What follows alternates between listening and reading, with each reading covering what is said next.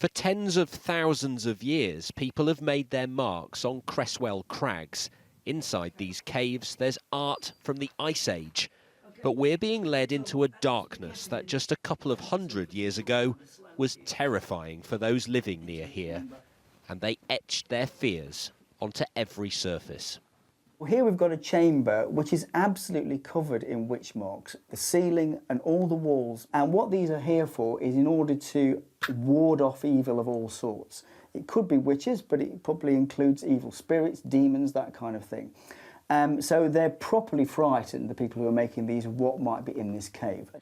They hoped to protect themselves by carving the Latin initial for Jesus, a crossed letter I, or this primitive double V sign, the Virgin Mary.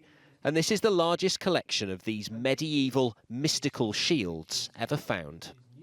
Local villagers believe, particularly in times of poor harvest or disease, that the evil spirits would rise out of these depths, and the purpose of the marks was to trap them, preventing them from escaping into the outside world.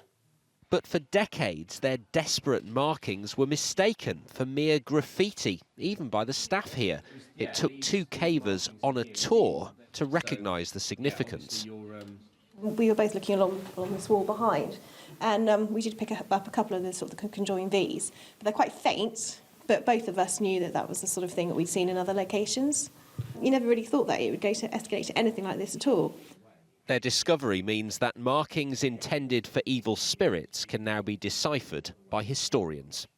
It opens a door into this world that's only a few hundred years ago, but it's as remote in some ways as the Ice Age. We know sort of how people live their lives, but we know very little about what ordinary people thought on a day-to-day basis, how they believed the world was.